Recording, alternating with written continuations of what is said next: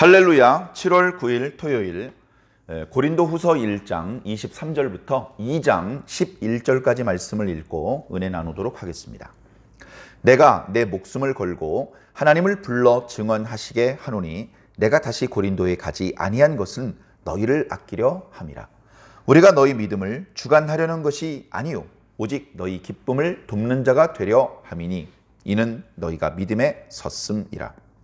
내가 다시는 너희에게 근심 중에 나아가지 아니하기로 스스로 결심하였노니 내가 너희를 근심하게 한다면 내가 근심하게 한 자밖에 나를 기쁘게 할 자가 누구냐. 내가 이같이 쓴 것은 내가 갈 때에 마땅히 나를 기쁘게 할 자로부터 도리어 근심을 얻을까 염려함이요 또 너희 모두에 대한 나의 기쁨이 너희 모두의 기쁨인 줄 확신함이로라.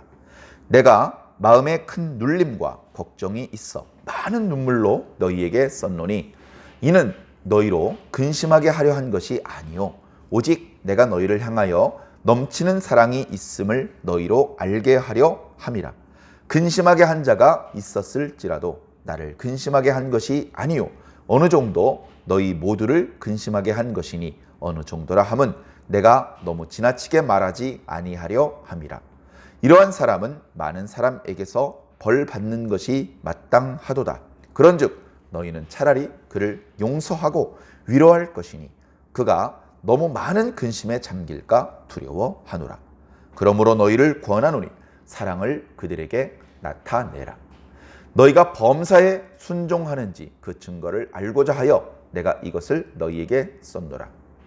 너희가 무슨 일에든지 누구를 용서하면 나도 그리하고 내가 만일 용서한 일이 있으면 용서한 그것은 너희를 위하여 그리스도 앞에서 한 것이니 이는 우리로 사탄에게 속지 않게 하려 함이라.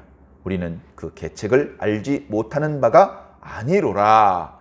아멘. 아멘. 감사합니다.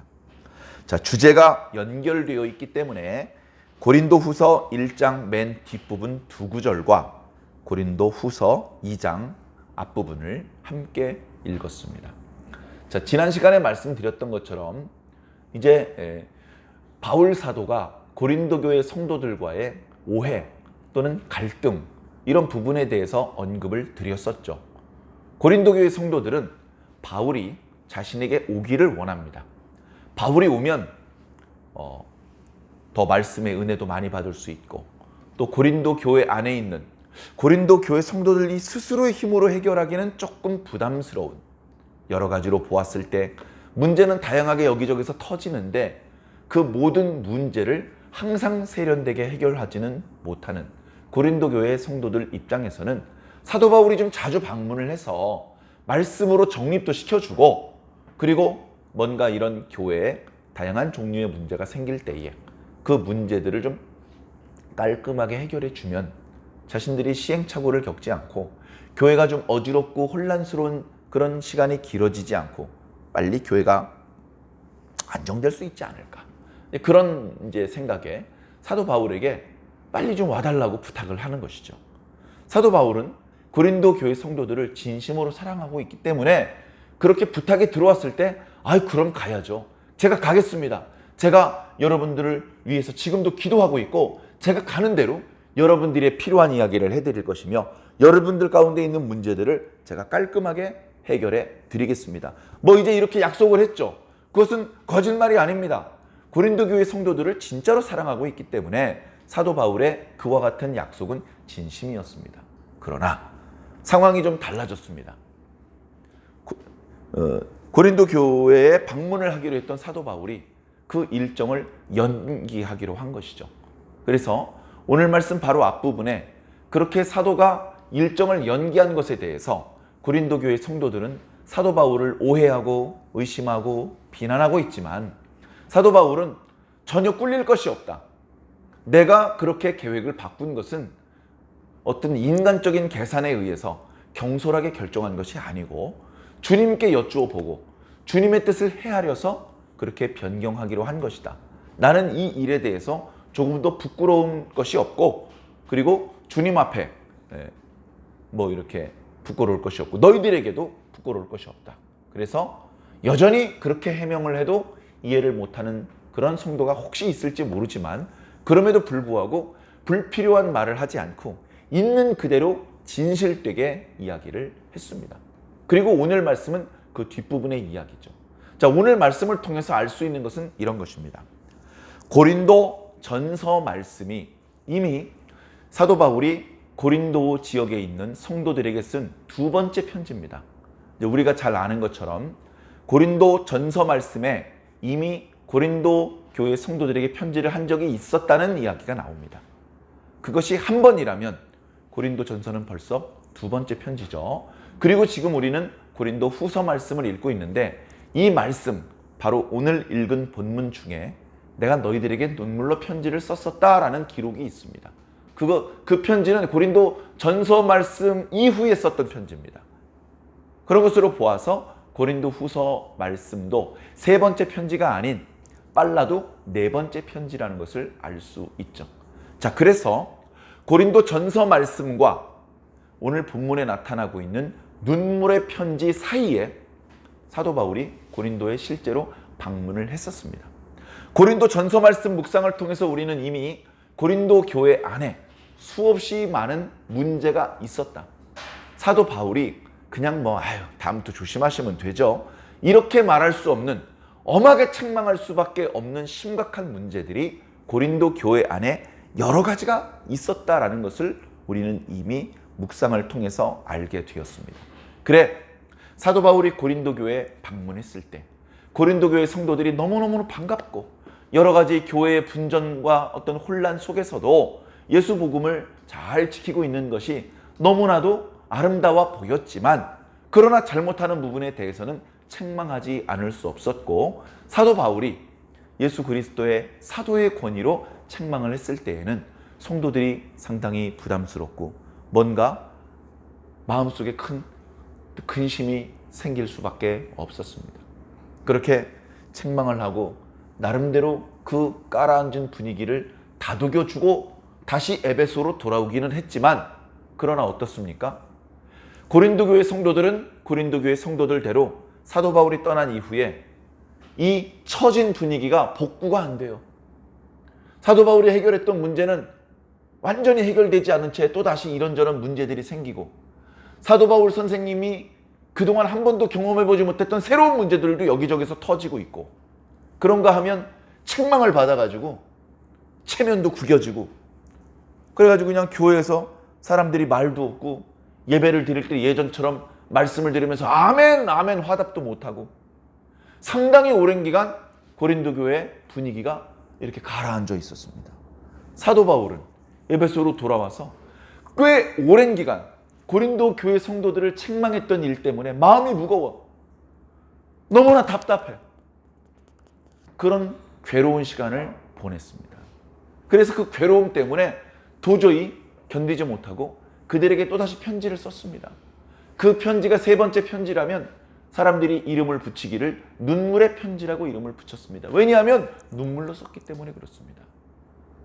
꼭 눈물을 보이지 않았더라도 사도 바울이 고린도 교회 성도들을 진심으로 사랑했다는 것은 성경 이곳저곳의 말씀을 통해서 우리가 충분히 공감할 수 있는데, 그 사랑의 크기가 우리가 짐작하기 어려운 정도의 뜨거움이었던 것 같습니다.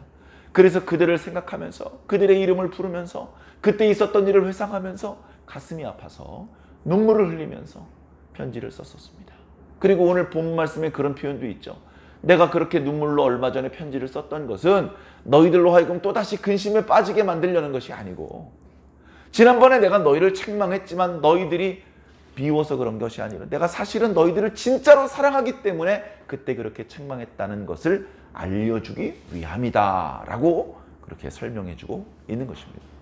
자, 그렇게 눈물의 편지를 보낸 이후에 사도 바울은 다시 한번 고린도에 방문하려고 했습니다.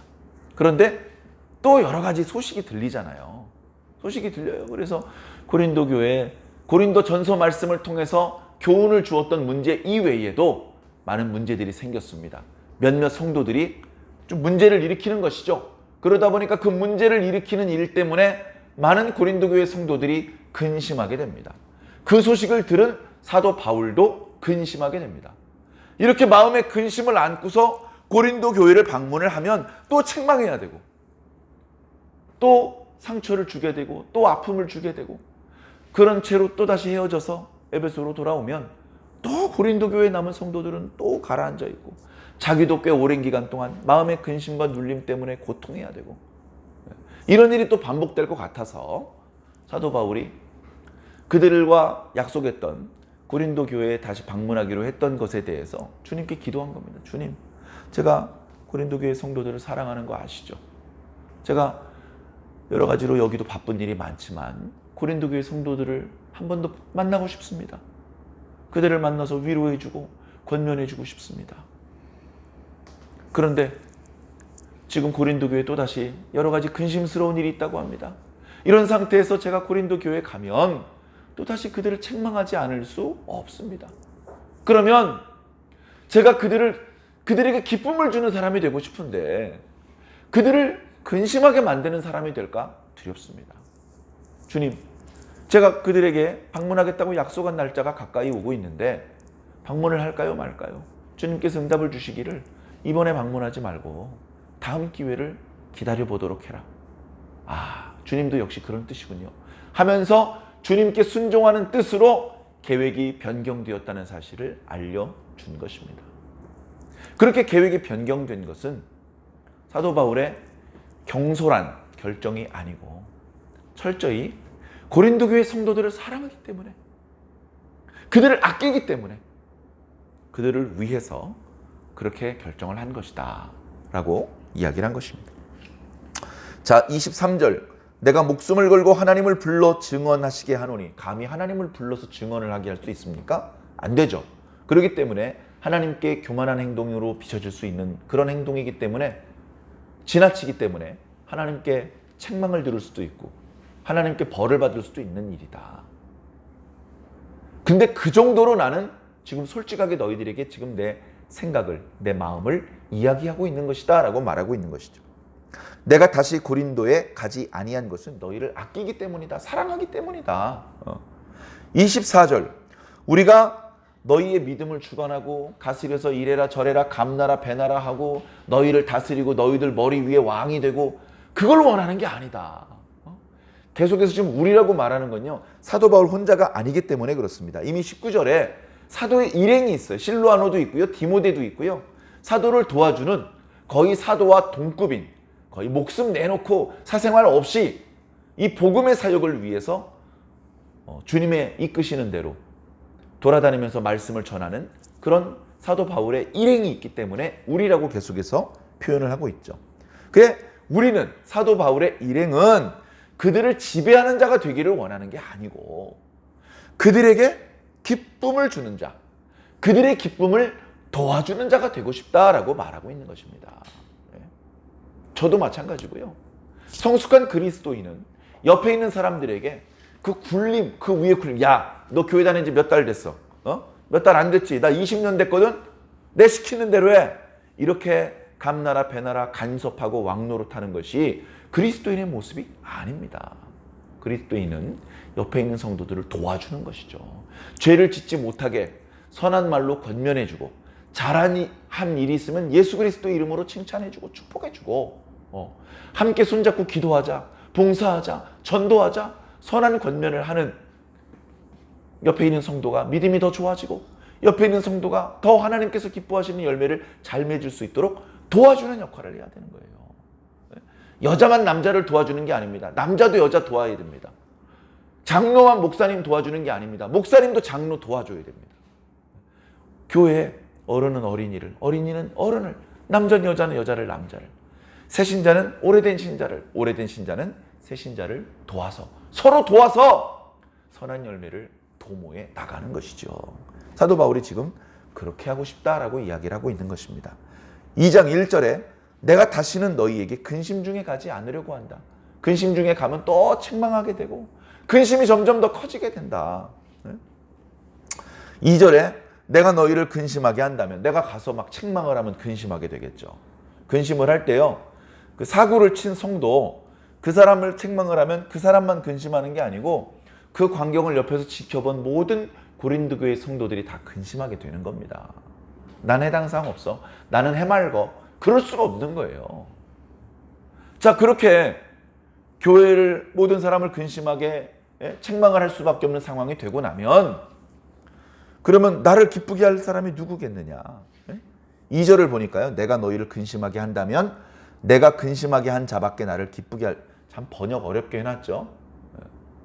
내가 근심을 하게 만들어 버렸기 때문에 나를 기쁘게 할 자가 누가 남아있겠느냐. 한 사람도 없지. 내가 일단 책망을 하게 되면 그 범죄 사실에 대해서 가담하지 않았던 사람조차 근심하게 되기 때문에, 그렇기 때문에 편안하게 친교를 나누고 사랑을 나누고 교제를 나누고 기쁨을 나눌 수 있는 그런 밝은 분위기가 조성이 안 된다는 말씀입니다. 자, 3절. 내가 이같이 쓴 것은 내가 갈 때 마땅히 나를 기쁘게 할 자로부터 도리어 근심을. 그러니까 내가 고린도 교회에 가면 고린도 교회 성도들 때문에 내가 기쁨을 얻고 싶어. 그래서 가는 거야. 기쁨을 얻으려는 목적으로 가야지. 근심을 끼치려는 목적으로 가서야 되겠느냐. 그래서 일정을 변경한 것이다 라고 얘기하는 겁니다. 너희는 나의 기쁨, 나는 너희의 기쁨이 되는 것이 마땅하지 않겠느냐.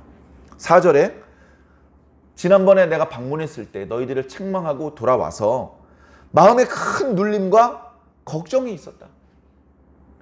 눈만 감으면 눈물이 펑펑펑 쏟아졌다. 그런 안타까운 마음으로 너희에게 편지를 썼었다. 내가 그렇게 눈물의 편지를 쓴 것은 또다시 너희를 근심시키려는 것이 아니고 사실은 지난번에 내가 너희를 책망했던 것이 사랑이었다라는 것을 알려주기 위해서 그렇게 한 것이다. 자, 5절. 근심하게 한 자가 있었을지라도. 그러니까 고린도 교회 모든 성도들이 다 말썽을 일으킨 것이 아니고요. 그 중에 특정한 몇몇 사람이 말썽을 일으킨 겁니다. 근데 한두 사람이 말썽을 일으켜도 어떻게 됩니까? 다 근심하게 되는 거예요. 다 근심하게 되는 거예요. 교회에서 여름에 수련회를 갔어요.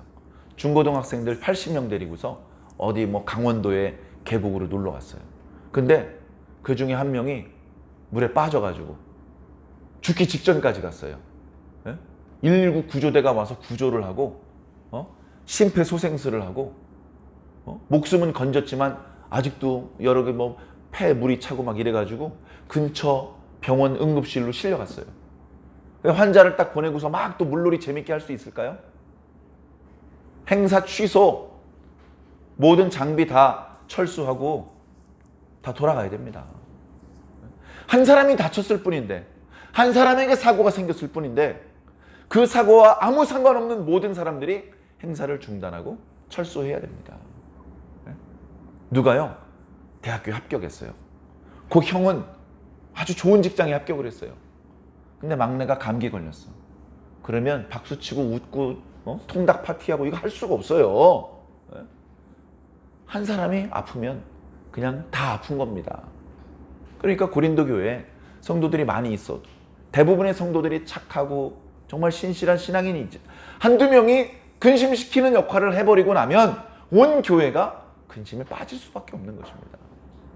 자, 그걸 다 원하지 않겠죠? 원하지 않으니까 고린도 교회 성도들이 야! 그건 아니지. 그 주님의 뜻이 아니야. 하면서 막 책망하고 막 이제 그 무리를 빚는 일이 계속되지 않게 만들기 위해서 막 책망하고 공개적으로 이렇게 망신도 주고 책망도 하고 막 그렇게 했습니다.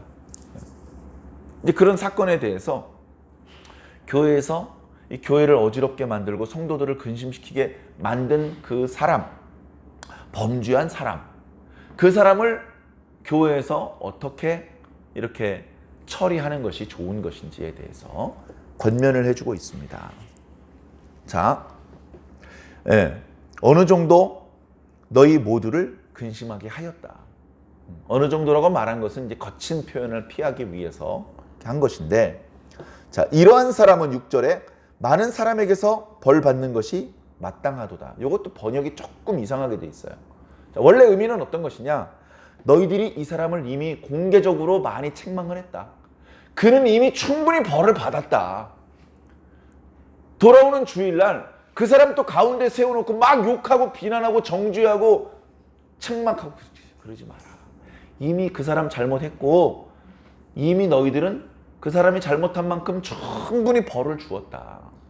벌 주는 게 목적이 아니고 그 사람 회개시키는 게 목적이고, 그리고 그 사람과 다른 성도들이 끝까지 절교하고 지내는 것이 아니라 회개했으면 다시 관계를 회복하는 것이 목적이니까 책망하는 거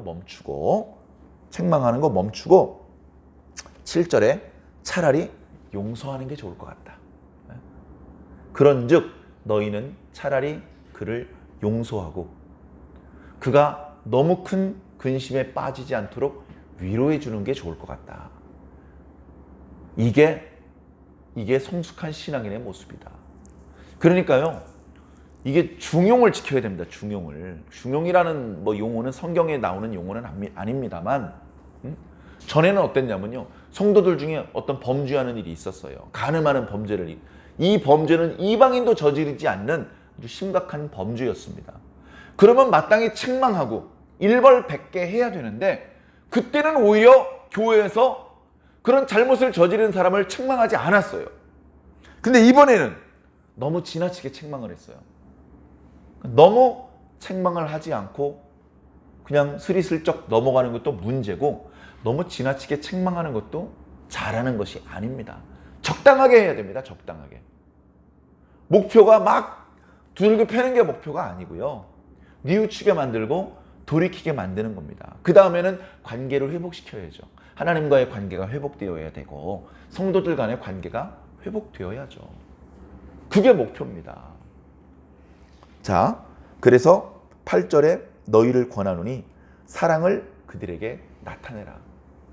선생님, 사실은 저희가 이미 용서했어요. 이제 더는 그렇게 야단치고 그러지 않아요. 야, 야단칠 때는 공개적으로 다들 보는데 가운데 세워놓고 막 욕을 했는데, 용서할 때는 스리슬쩍 그냥 용서했어 이렇게 하면 되겠느냐? 공개적으로 그 사람에게 이 사람이 이제 용서됐습니다. 이 사람은 회개했고 주님께서도 이 사람을 용서하셨습니다. 우리 더 이상 이 사람을 미워하거나 욕하지 말고 예전처럼 다시 원만하게 화목하게 그렇게 지내도록 합시다. 이렇게 공개적으로 너희들의 사랑을 드러내라는 겁니다. 그것이 하나님께서 보실 때의 아름다운 방법이죠. 너희들이 용서했다면 나도 용서한 것이고, 내가 용서한 것이라면 예수님도 용서한 것이다. 그러면서 마지막 11절에 약간은 엉뚱하지만 아주 중요한 말씀을 하고 계십니다. 이는 우리로 사탄에게 속지 않게 하려 함이라. 우리는 그 사탄의 계책을 모르지 않는다. 자, 사탄의 계책이 뭘까요? 사탄의 계책은요, 성도들이 서로 싸우는 겁니다. 교회가 분쟁을 일으키고 성도가 서로가 사랑으로 한 덩어리가 되지 않고 등 돌려서 성도와 성도를 이간질시키는 겁니다. 이게 마귀가 원하는 그림이에요. 그래서 성도 중에 어떤 사람을 범죄하게 만듭니다. 성도들 중에 약해서 그 사단의 유혹을 이기지 못하고 누가 범죄를 합니다. 그 다음엔 마귀가 또 다른 성도로 하여금 그 범죄한 성도를 막 욕하게 만듭니다. 그러면서 분별력이 없는 사람들이 들을 때는 잘못했으니까 책망하는구나, 잘하네, 당연히 그렇게 해야지, 이렇게 느끼게 만듭니다. 그래서 온 교회가 계속해서 누군가를 정죄하고 책망하고 욕하고 이런 분위기가 펼쳐집니다. 그러다 보니까 모든 성도들이 서로가 서로를 욕하는 분위기로 발전하게 됩니다. 이게 마귀의 계책이에요. 여기에 속으면 어떻게 됩니까? 여기에 속으면 교회가 무너지는 겁니다. 예수 그리스도 잊어버리는 겁니다. 저는 오늘 낮에 함께 이제 신앙하는 몇몇 분들과 이런저런 대화를 나누는데, 대화 중에 뭔가 이렇게 마음속으로 떠오르는 게 있어요. 깨달은 게 있죠. 마귀가 과거의 에덴 동산에서 아담과 하와를 유혹할 때와 비슷한 그런 상황을 우리들 앞에 이렇게 함정과 미끼로 내놓고 있구나. 이거 정말 심각하다. 그런 느낌을 받았습니다. 자, 이런 것이죠. 자, 하나님께서 하신 말씀하고요, 마귀가 한 말이 달랐어요. 하나님께서는 뭐라고 말씀하셨냐면 그 열매를 먹으면 정령 죽으리라, 그렇게 말씀하셨습니다. 마귀는 뭐라고 말했죠? 그거 먹어도 안 죽어. 네 눈이 오히려 밝아져. 네가 하나님처럼 되는 거야. 라고 말했습니다. 그 열매를 먹었을 때 죽지 않았습니다. 정말로 눈이 밝아져서 자신들이 벌거벗었다는 것을 알게 되었습니다. 그 순간에는 하나님이 거짓말쟁이고 마귀의 말이 참말인 것 같아요. 근데 어떻게 됐습니까?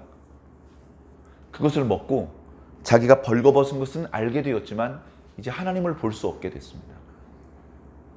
그 순간 즉사한 것은 아니지만 영원히 살 수도 있는 기능이 있었던 인간은 그 모든 기능과 축복과 권세를 다 잃어버리고 하나님 앞에 쫓겨났으며 결국 아담은 930년 후에 죽을 수밖에 없게 되었습니다.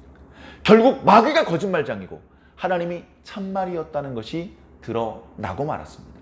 문제는 뭡니까? 그렇게 진실이 드러나는데 시간이 많이 걸리다 보니까 마귀가 거짓말을 하는데 오히려 거짓말이 참말처럼 들리는, 정말로 어떤 영적인 분별력이 없으면 또다시 마귀가 내미는 거짓말을 선택할 수도 있는 그런 상황이 오늘 우리들 앞에 전개되고 있다는 것입니다. 자, 하나님께서는 이렇게 말씀하셨습니다. 생육하고 번성하라. 생육하고 번성하려면 어떻게 됩니까? 남자와 여자가 부모로부터 떠나서 둘이 하나를 이루어야 됩니다. 그렇게 해서 가정을 이루어야 되고 그렇게 해서 자녀를 낳아야 되고 그 자녀를 하나님 잘 믿는 자녀로 바르게 교훈하고 양육해야 됩니다. 그러면 그렇게 대를 이어서 이 지상에는 하나님을 신실하게 믿는 사람으로 가득하게 되겠죠. 그게 하나님의 명령이었습니다. 마귀는 어떻게 명령합니까? 결혼 안 해도 돼. 결혼 안 해도 돼. 결혼하면 애 낳아야 돼. 애 낳는 거 얼마나 힘든지 알아? 애 낳고 기르는데 얼마나 돈이 많이 드는지 알아? 그렇게 쎄빠지게 고생하고 돈 들이면 남편이 인정해 주는 것 같아? 애들이 인정해 줄 것 같아? 뭐하러 그렇게 고생해? 결혼하지 마. 애 낳지 마. 여기 페미니즘의 핵심적인 주장입니다. 마귀가 그럽니다. 야, 그래도 쾌락은 얻어야 되잖아. 쾌락. 그러니까 결혼해서 부부가 이렇게 성관계를 할 것이 아니고 불륜을 저질러. 괜찮아. 이혼해도 되고 낙태를 해도 되고 성매매 업소에 찾아가도 되고 합의만 하면 돼. 이런 식으로 악한 제도들을 만들어서 우리들 앞에 내놓습니다. 우리 앞에 마귀가 내놓은 거짓말이 있고 하나님의 말씀이 있습니다. 우리 시대도 똑같아. 마귀가 하는 말이 참말 같아요. 어느 것을 선택할지 우리에게 달려 있습니다. 우리에게 달려 있습니다. 영적인 분별력을 가지고 옳은 것을 선택을 해야 돼요. 개개인적으로도 그렇고 교회 공동체에서도 그렇습니다. 범죄했어. 그런 일이 자꾸 반복되면 안 되지. 그리고 그것 때문에 교회가 한동안 근심에 빠져 있었잖아. 그러니까 그것은 잘못한 것이 맞아. 그러나 용서해 줍시다. 위로해 줍시다. 사랑해 줍시다. 왜? 그 범죄한 성도의 그 일 때문에 일벌백계 하려다가 우리가 잘못하면 마귀의 계략대로 넘어가 버립니다. 교회가 더 큰 어려움에 빠지고 성도들이 서로 믿지 못하고 불신하고 성도들 간에 이간질이 더 많이 벌어질 수 있습니다. 예수님께서 우리가 충분히 회개하지 않고 여전히 부족함이 있는데도 불구하고 우리를 용서해 주셨던 것처럼 우리도 옆에 있는 형도가 충분히 회개하지 않은 것 같지만 용서해 줍시다. 그렇게 사도 바울이 권면하고 있습니다. 우리는요, 영적으로 이런 안목을 가지고 있어야 돼요. 눈앞에 있는 거, 우리의 시선과 우리의 오감을 자극하는 거, 그런데 자꾸 한눈 팔리고 마음을 빼앗기면 안 됩니다. 그보다 더 멀리 내다봐야 됩니다. 멀리 내다볼 수 있는 능력이 바로 지혜입니다. 마귀는 멀리 내다보지 못하게 만들어요. 인간의 뇌 중에서 미래를 예측하는 기능을 하는 곳이 전두엽입니다. 전두엽.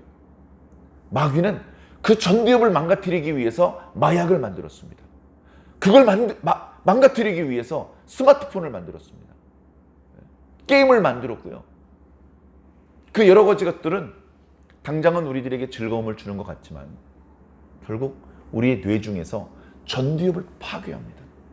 MRI 사진을 보면 유독 전두엽이 녹아서 뭉클어져 있는 그런 MRI 사진을 제가 본 적이 있습니다.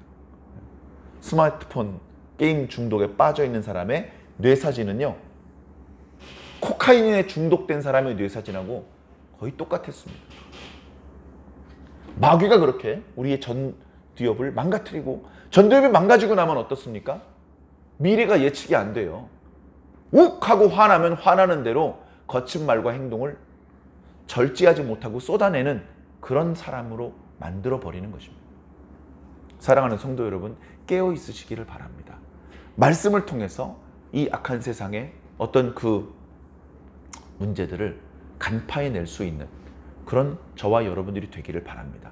그래서 마귀에게 속지 말고, 마귀에게 지지 말고, 점점 약해지지 말고, 하나님께서 이렇게 깨닫게 해주셨으니 이 지혜로 세상을, 그리고 마귀의 악한 술수들을 간파해내서 거기에 걸려 넘어가지 않고, 그거에 흔들리지 않고 우리가 가야 될 구원의 길을 잘 걸어가 주시기를 주의 이름으로 간절히 축원합니다. 아멘.